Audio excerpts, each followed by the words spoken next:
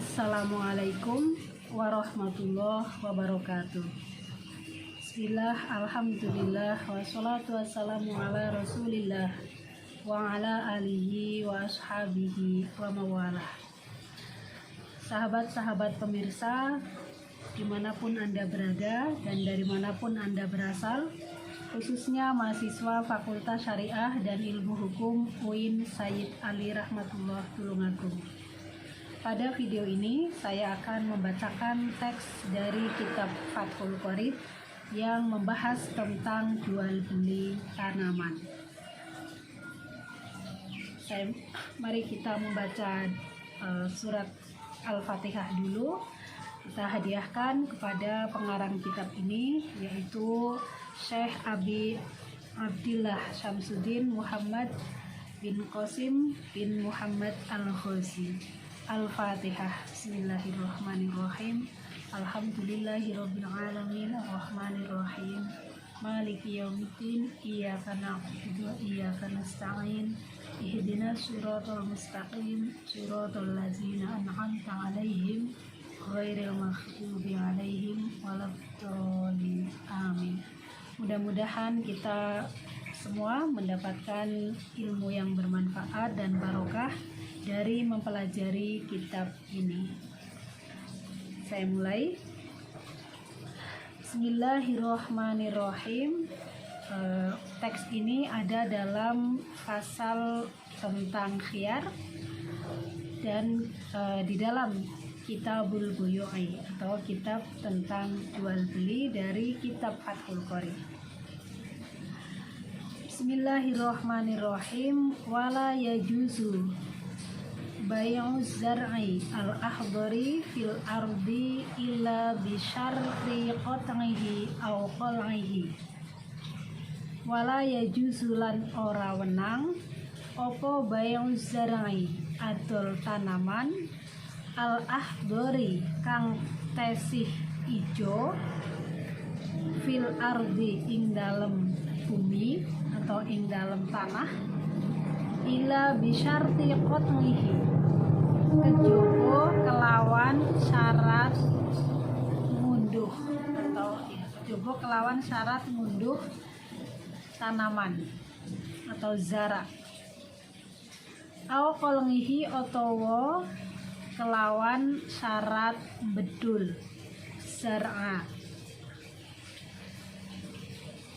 Artinya tidak boleh kita menjual tanaman yang masih hijau, yang masih menancap di tanah, kecuali dengan syarat membabatnya atau mencabutnya.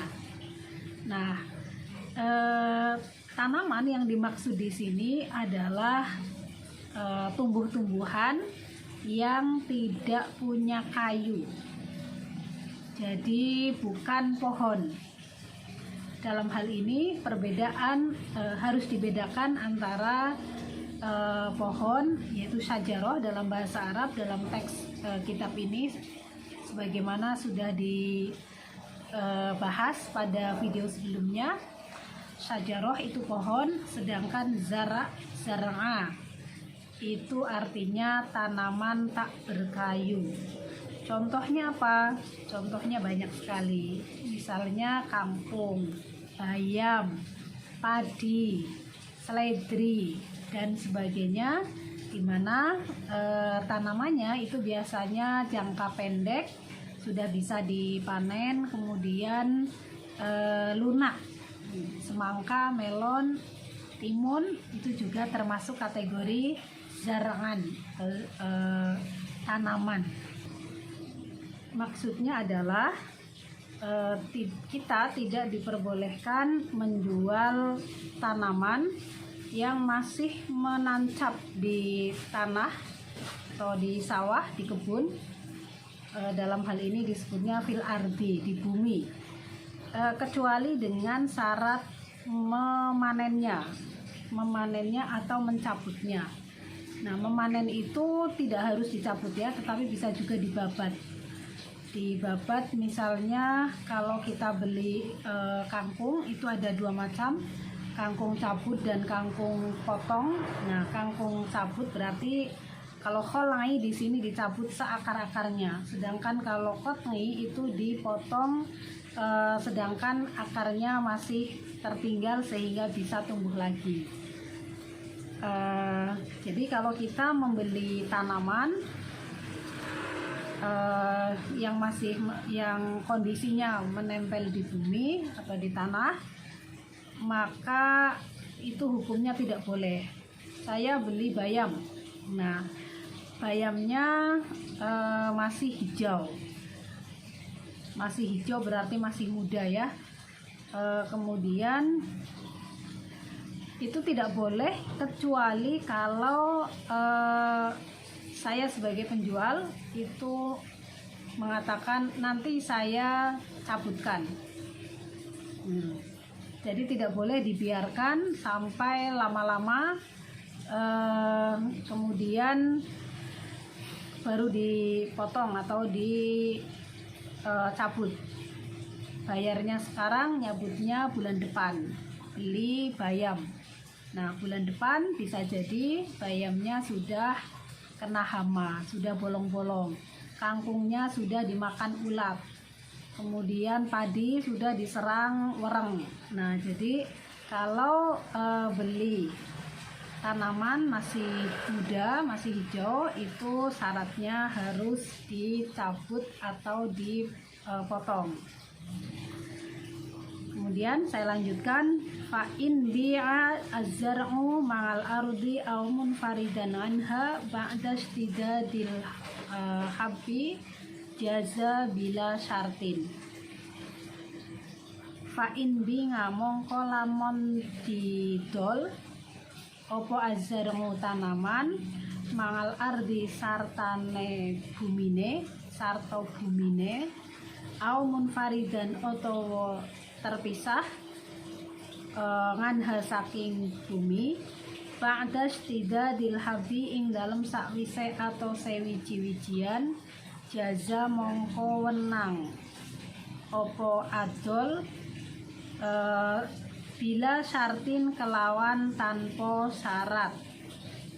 Nah, ini adalah kita tidak boleh seandainya tanaman itu dijual beserta tanahnya di mana dia tumbuh, atau apabila dipisah dari tanahnya setelah kondisi tanaman itu biji-bijiannya keras, maka hukumnya boleh tanpa syarat harus memotong atau mencabutnya. Nah, jadi yang sedang dibahas ini adalah tanaman biji-bijian. Seperti apa? Seperti padi, kacang hijau, kedelai, kemudian apa lagi ya?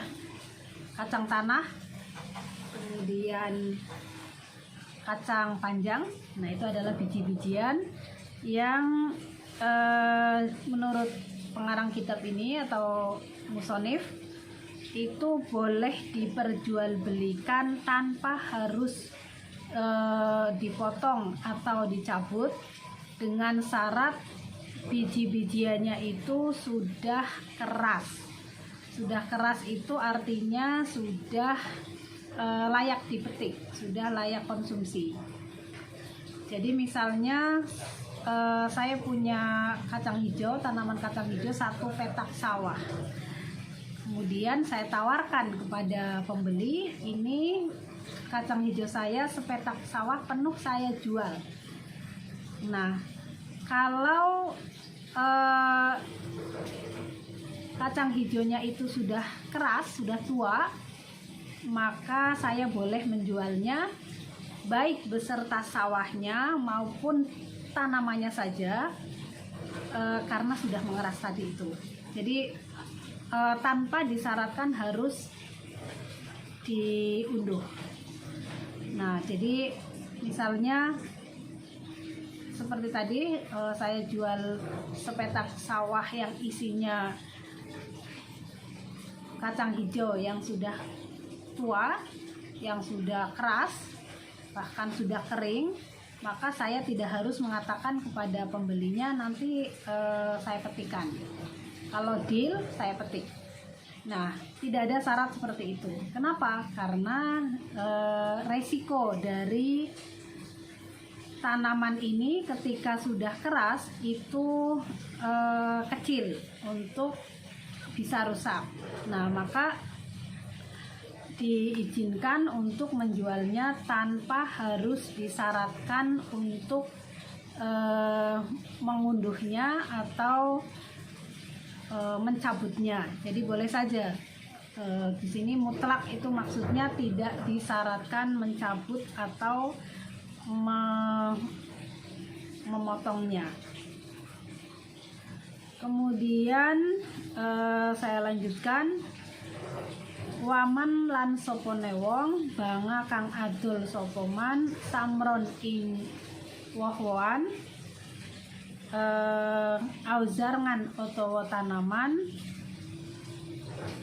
lam yabdu kang durung pertelo apa solahuhu baguse samroh atau zarngan lazimahu mongko wajib ingman opo sakyuhu nyirami samroh atau zarngan kodroma sakirane perkoro tanmu kang mundak atau kang berkembang bihi sebab disiram opo asam rotu woh-wohan kang dendol watas lamu lan selamet ngani talafi saking kerusakan sawa unkhola podo ugo menyerahkan sopo alba ingu wong kang adol bainal mustari ing dalem antarane wong kang tuku wal mabi lan barang kang dendol awalam yakhila otowo orang menyerahkan sopo bai ing mustari. Jadi bagian ini menerangkan bahwa barang siapa menjual buah kepada orang lain yang belum jelas bagusnya, belum layak konsumsi, maka dia wajib menyirami tanaman buahnya itu atau pohon buahnya itu sampai kemudian berkembang, tumbuh berkembang dan selamat dari kerusakan, yaitu kemudian bisa dipetik secara layak konsumsi ketika sudah dalam keadaan layak konsumsi. Dalam hal ini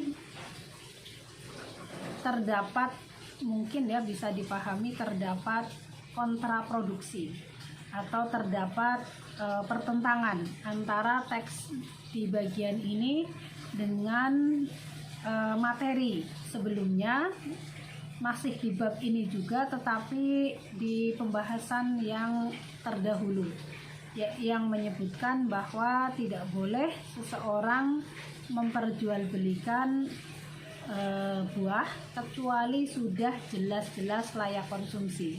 Nah, di sini disebutkan kalau ada orang yang menjual buah tapi belum layak konsumsi, maka bagi dia itu wajib menyirami atau merawat pohon buah itu sampai dengan buah itu layak konsumsi dan berkembang lah secara normal. Nah, maka timbul pertanyaan, kok bisa katanya tidak boleh, kok di sini ada syarat harus menyirami kalau misalnya menjual buah dalam keadaan belum layak konsumsi. Nah, saya membaca dari beberapa keterangan dan penjelasan para ulama, terdapat penafsiran atau analisis dari teks yang terakhir ini, bahwa mengapa bertentangan, apa yang dimaksud dengan teks yang bawah ini. Kalau sebelumnya dinyatakan tidak boleh memperjualbelikan buah yang belum layak konsumsi, tapi di sini seolah-olah itu diperbolehkan dengan syarat menyirami atau merawat dan menjamin keselamatan dari buah itu sampai masanya tiba. Nah, beberapa analisis yang saya baca, pertama adalah keadaan ini dimungkinkan terjadi apabila ada penjual dan pembeli sebenarnya sudah sepakat untuk jual beli, buahnya itu belum layak konsumsi, itu boleh dibeli dengan syarat diunduh. Nah, sebenarnya kan pada dasarnya seperti itu. Tetapi keadaan pada saat itu tidak memungkinkan untuk mengunduhnya karena suatu hambatan. Hambatan apa? Misalnya ada hambatan cuaca. Ada hambatan cuaca atau kesulitan lain yang menyebabkan belum bisa diunduh. Nah, maka sampai ketika ini belum diserahkan,